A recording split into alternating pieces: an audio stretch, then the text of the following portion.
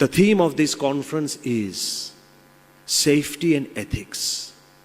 Let me bring a leaf out of history and tell you that when somebody focuses on human values, profits generate naturally.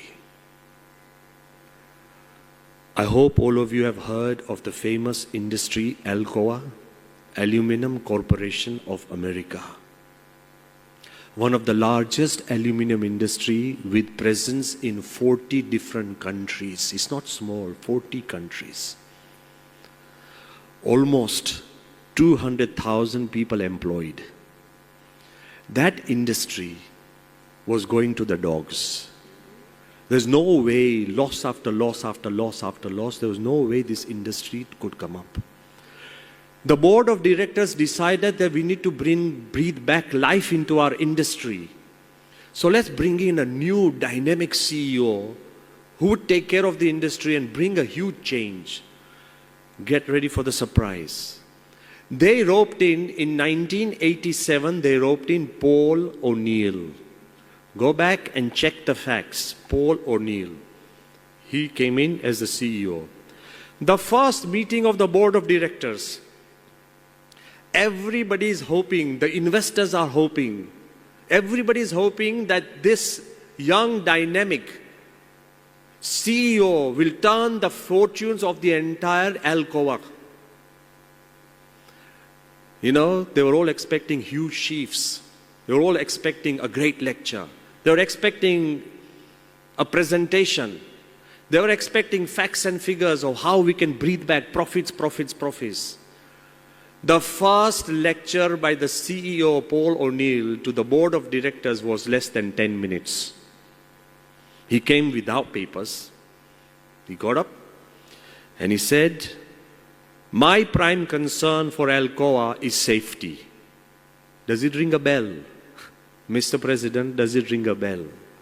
He said, "My concern for Alcoa is safety, supreme safety. I have found that because of injuries and lack of safety, every 100 days, 2 days are lost in the factory. I want to bring it down from 2 to 0. That is my goal. There is no other issues today to be discussed. It's just safety." Suddenly one guy from the board, he raised his hand and said, but what about the profits? He said, "My only profit is safety. Thank you very much." The meeting is concluded. Straight away, some of the board members, they went back to their investors and they said, "God, we've got a hippie in the room. He's crazy. Nothing can happen." He did not just make this speech, he righted it off with special laws and sub-laws. He said, if in any company there's an injury and it takes life, by default that manager is suspended. If any of my little factory, if there's an injury when a worker has to lose days because of that injury, it's serious, tell me, I personally will go there and look after him. All the days that the worker misses, his wages should be doubled. And that wage should be cut from the manager. Whosever fault it is, I don't want injuries in our factories, and it creates a feeling of safety. He went on and on and on. He created a system. And in the factory where there are no injuries, I will raise the wages equally for the entire factory floor. You know, to everybody's surprise, all the little people working on the floor, they got a feeling that there's a guy at the top and he cares about our lives. There's a guy at the top and he cares about my individual life. The commitment grew, injuries decreased, and they say in the first year after he took over, the entire company made $1 billion profit in just 1 year. And by the time he left office, the net worth of Alcoa was 27 billion, all because of the measures he took on safety.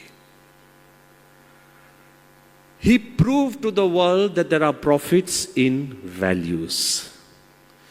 You may grow in numbers, but he proved to the world that there is a guy at the top who cares about the small men at the bottom.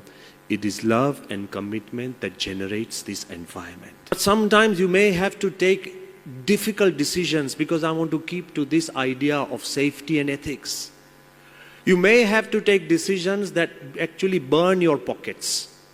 You know why most of the industrialists don't go for the safety measures? Because it's too much hassle and it's too much money. And most of the people in India, we feel that we have enough population, so life is expendable. It isn't. Do you have a heart? Then that heart should speak.